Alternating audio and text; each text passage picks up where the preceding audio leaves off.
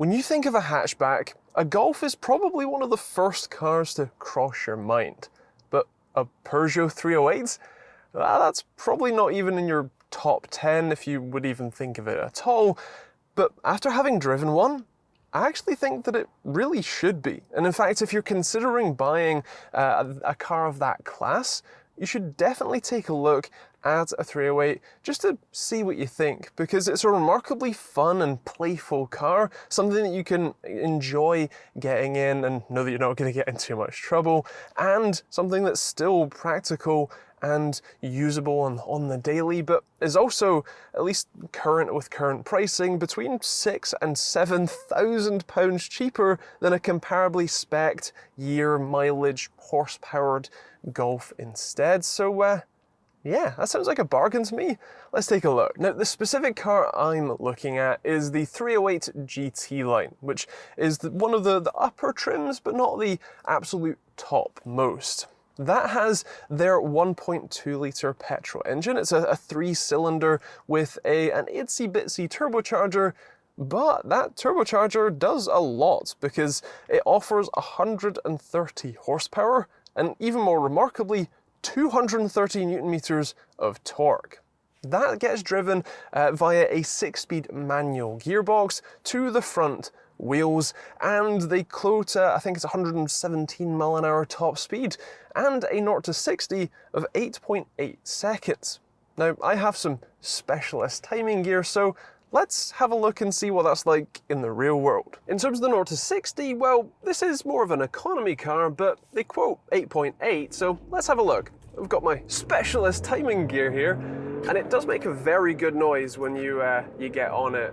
Unfortunately, the clutch being so sort of loose makes it quite difficult for me to, especially in the short space of time that I have here, to really get the absolute best out of it. But I'm recording about a 14-second 0 to 60, again with my my sort of loose shifts.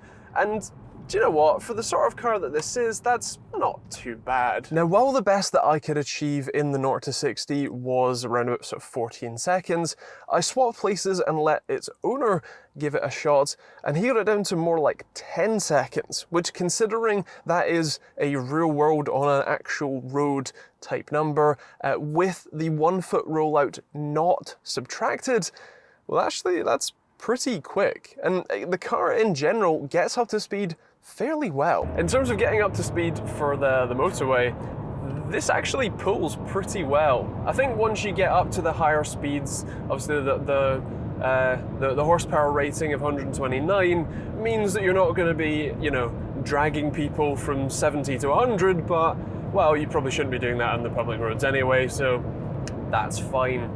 In terms of the sort of stability, it handles well. As you can probably hear, I'm talking a little louder. There is definitely some road noise coming through, although there isn't much engine noise, which is quite nice. And actually, this is a 6-speed manual as opposed to a 5-speed, so you can drop it down and sit around about 2,000 RPM to just cruise along the motorway at around about 70. So it's a pretty nice time. I think it's a relatively stable car, so you're not going to have to spend too much sort of mental energy keeping it straight and narrow on the lines. And I think, yeah, it's a decent, maybe not necessarily GT car necessarily, but I think you know, for your average nip to your family or whatever, or any sort of slightly longer journeys, I think you'd have a plenty fine time in this, especially when you turn the music on. It'll be all good. Seeing as this is the GT line, you might want to do, well, a bit of sportier driving with it, and I think you'll have a decent time. It's front-wheel drive, so you're not going to have any snap oversteer, and you're unlikely to have too much in the way of, well, general sort of power sliding around, but you might have a bit of understeer if you're pushing it really hard, although at least even in these cold and wet conditions I'm in, I've handled pretty nicely down that little downhill, so it's not too bad. There is definitely some body roll. Of course, this isn't this isn't a Golf R, for example, but if you want to have a little bit of fun in your otherwise daily driver, that's probably not too bad. I was actually remarkably impressed with the car's overall handling. Of course, it's no sports car, it's front-wheel drive, so if you push it too hard into a corner, the front wheels will give way first, but as long as you're staying basically within the speed limit, it's a very fun and playful car. You can push it right up to the speed limit, give or take, and you have confidence that it's still going to grip and handle, but it's going to feel fun and playful while you're doing that. You can toss it around some backcountry roads and it's going to grip relatively well. It's going to actually not have as much body roll as I thought it would, and it's going to stay relatively composed while still, like I said, being an enjoyable experience, something that you can drive foot to the floor pretty much constantly and not get yourself in all that much trouble. I'm also pretty impressed with the brakes. Now, they're nothing special, they're just disc brakes all round, single piston sliding calipers, but they offer a good amount of stopping power and a good amount of modularity from the pedal as well, and they actually stop remarkably well. And let's have a look at the braking as well. Oh dear, that was 3.3 seconds. That's not bad. Not bad at all. The brakes feel really good. They feel very secure. They feel, I would say I feel confident in them, which is what you really want. One of the reasons that it does stop so well is the weight. The car only weighs around 1.2 tons all in, which, considering it's a sort of full-size or a full-size hatchback, if you like, that's definitely not bad. Of course, one of the reasons for that is that you only have 3 cylinders under the bonnet, and so it's a relatively small engine. Of course, one of the benefits of having those 3 cylinders is that you get pretty decent fuel economy. Now, in general, the trip computer reckons that over about 6,000 miles, that car had done about 35 miles per gallon, the UK miles per gallon, on average, which, considering the owner is what I would call lead-footed at times, and does drive it foot to the floor most days, that's actually not too bad and means that it's a relatively economical car, not including its much lower purchase price that I mentioned already. Of course, fuel economy isn't the only practical aspect either. The boot is remarkably large at 470 litres, which, for context, a comparable spec Golf is around 380 litres, so a pretty significant improvement. Of course, you can fold the rear seats down, or if you want to carry your skis while you take your Peugeot 308 to the Alps, or maybe some wood from B&Q, you do have a little pass-through hatch just behind the center armrest. Of course, being a 5-door means you have a reasonable amount of space in the back. I had the driver's seat set to where I'd be sitting if I was driving, and then jumping in the back, I actually had plenty of room.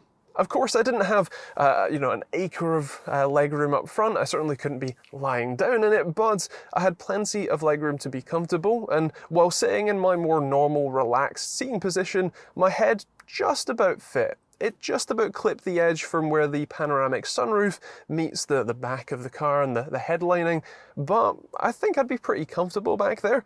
If I did try and sit bolt upright, my head would sort of have to, bend out of the way because it just wouldn't fit, but in a comfortable seating position, I felt pretty fine. It is also a 3-wide seat at the back. If you happen to have, say, 3, let's say slimmer friends who are all very good friends, then they can fit back there. Or you can have 2 people and fold the armrest down, which does have integrated cup holders in the top, which can be a little annoying, but they're far enough forward that it really wouldn't bother me too much, especially if I wasn't using them. Up front is a pretty nice place to be. The GT line version has some slightly sportier front seats and sportier accents around, and remarkably, despite the sort of sport seats having relatively sort of firm side bolsters, which do actually keep you in quite nicely, they weren't overly uncomfortable. In fact, I could imagine myself having longer journeys in it without any discomfort. I could be comfortable while doing so, and the owner reports the same, so it's a relatively comfortable place to be. The instrument cluster is a little funky. It's relatively basic with a basic display in the center and then two opposing dials which have the needles sweep in the same direction, sort of together, which is quite fun. But everything is pretty much done through the center, the infotainment display. Things like the trip computer, but also things like enabling and disabling traction control, which is an interesting one, or your parking sensors. Also things like the heater controls. They are pretty much all on the touchscreen, except for a couple of little ones like windscreen hitting, which are physical buttons below, and also all of the car's audio settings, except for the volume dial, which is a physical dial below. I would like to see a couple of extra heater settings as physical buttons, even if they're just duplicates. That would be nice, but overall it's relatively sort of, well, intuitive to use, also fairly responsive, and so it's not too bad. The infotainment screen does also offer both navigation built in if you prefer, or you can opt for Android Auto or Apple CarPlay through a wired connection, which is generally going to be a better user experience for you anyway. It's quite nice. Things like the audio automatically switch over whenever you start using them, and of course all of your things like Apple or Google Maps will work just fine. The steering wheel, on the other hand, like I said, very light. Weirdly enough, it's still incredibly light even at speed. I know that, you know, in theory, it should get lighter as you're driving, but this is already like scarily light at a standstill. And then when you get out on the road, it's not twitchy, like the car is stable, but it's very easy to make it feel twitchy if you're too quick on the steering. The good news is though that the actual input to the wheels is pretty direct. There's not too much vagueness on center, as it were, and it does feel pretty sharp as well, so that's good. Although the steering wheel itself is, I'm sorry, but comically small, like comically. It feels very much like a, you know, well, like I said, like a sort of video game controller, like the sort of thing you'd strap to your desk at home to play some race sims. Like feels fine, feels nice quality, but yeah, a little on the small side. Luckily, Peugeot haven't gone down the same route as many of the other manufacturers in this kind of class of vehicle have, which is the process of sort of disconnecting the driver from the driving experience. The steering wheel actually provides some feedback from what the front tires are doing. It's not intrusive or annoying, it just gives you some idea of what those front wheels are doing. Even things like the gear shifter is actually a pretty phenomenal experience using it. It's just the right amount of notchy and a bit of pressure to get it into gear, but then once it's in, it's nice and secure. It's really easy to row through those gears and it feels very secure. It doesn't wobble around once it's in gear as well. So it's a really nice experience. My only complaint I have with the 308, specifically relating to that sort of disconnected driving experience, is with the clutch pedal. The pedal itself it's disconnected. It feels like you're driving with a video game controller. There is absolutely no feedback to indicate if the clutch is at its biting point or if you're a million miles away. The only way you know is by slowly lifting up the pedal and waiting for the engine to start stalling. That's pretty much it. And until you get a very comprehensive feel for where that bite point is, it's a very disconnected, jarring, and, well, jerky experience, especially while doing, gear changes while moving. It's very difficult to match RPMs when you don't know where that bite point is, and if you're even remotely close to it at all. Considering I only have one gripe about the 308, that's actually pretty good in my books. I mean, you actually get used to that clutch pedal relatively quickly, and even things like the build and materials quality on the interior, of course it's not quite the same standard as my S4 or the BMW 5 Series that we've checked out a few times, but I would argue that it's very close, if not even marginally better than the Golf R that I reviewed a few weeks ago.